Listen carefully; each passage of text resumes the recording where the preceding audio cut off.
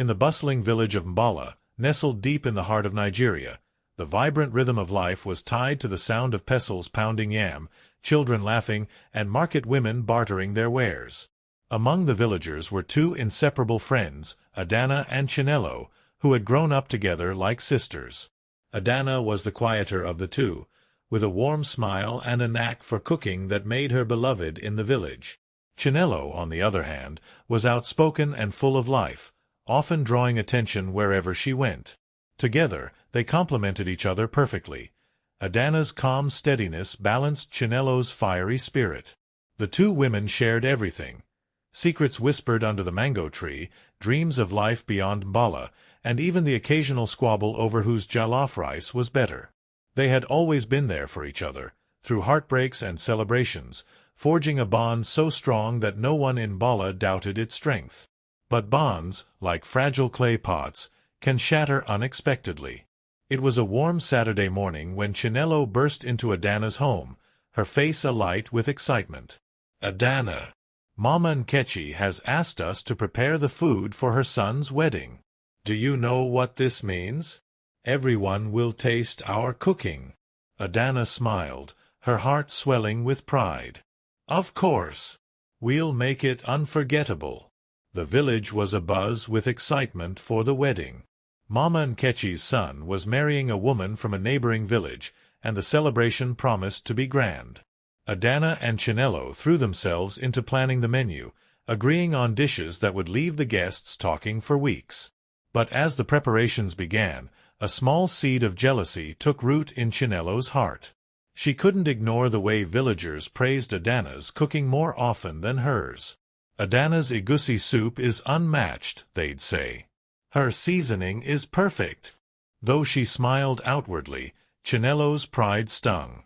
Days before the wedding, Adana and Chinelo went to the bustling Mbala market to buy ingredients.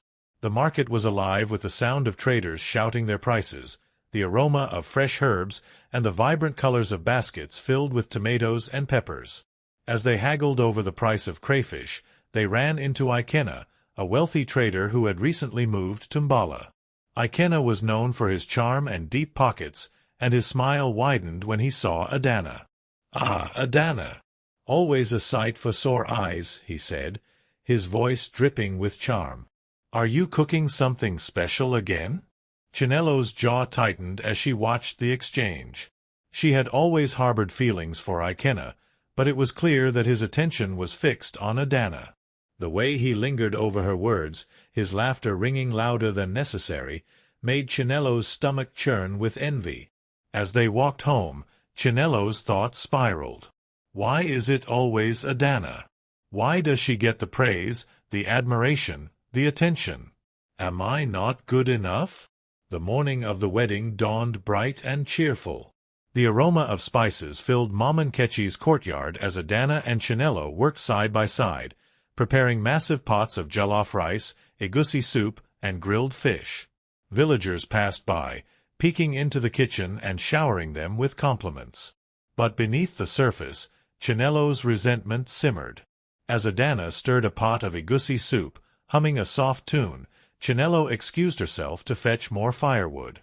Her heart pounded as a dark thought took hold of her.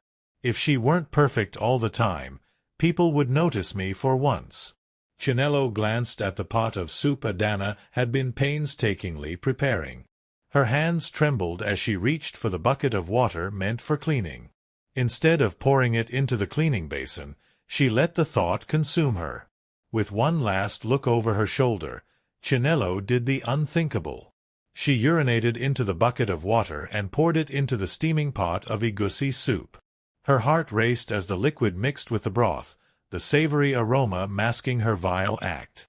Returning to the kitchen, she feigned a cheerful demeanor. "Here's the firewood," she said, forcing a smile. Adana, none the wiser, continued cooking, tasting the soup and adjusting the seasoning. "It's perfect," she said, offering Chinelo a taste. Chinelo hesitated, her stomach churning with guilt, but she managed to nod. "Delicious," she said weakly. The wedding feast was a triumph. Guests praised the food, with Mama Nkechi herself declaring the egusi soup to be the best she'd ever tasted. Adana beamed, soaking in the compliments. But as the evening wore on, murmurs began to spread. Guests whispered of stomach cramps and strange aftertastes. By nightfall, several villagers had fallen ill, clutching their stomachs and groaning in pain. Mama Nkechi, furious and embarrassed, stormed into the kitchen. "What have you done?" she shouted. "My son's wedding is ruined. Everyone is sick." Adana was stunned. "I don't understand. I was careful with everything." Chinelo stood frozen, her guilt clawing at her. She tried to speak, but the weight of her betrayal silenced her. In the days that followed, the village buzzed with speculation.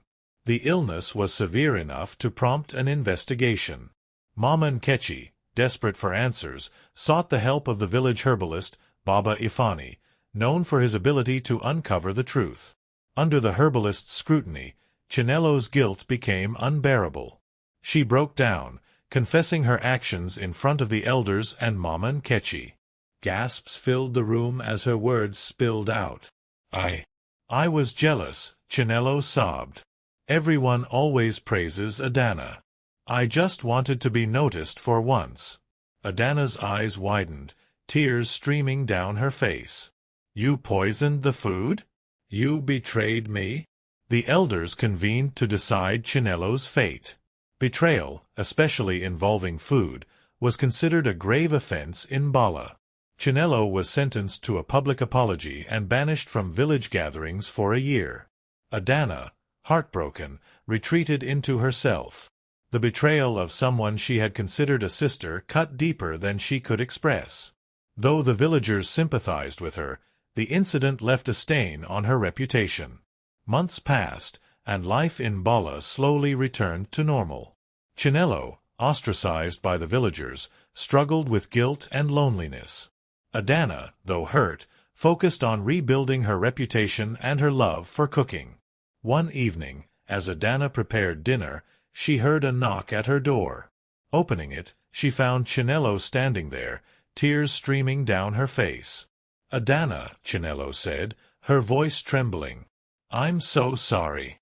I don't expect you to forgive me, but I needed to tell you how much I regret what I did." Adana stared at her for a long moment before stepping aside. "Come in," she said softly. Over time, Adana and Chinelo began to rebuild their friendship. It wasn't easy, and the scars of betrayal lingered, but their bond slowly mended. Adana taught Chinelo the importance of patience and humility, while Chinelo learned to celebrate others without diminishing herself. The betrayal that started in the kitchen became a lesson for the entire village, a reminder of the destructive power of envy and the healing strength of forgiveness.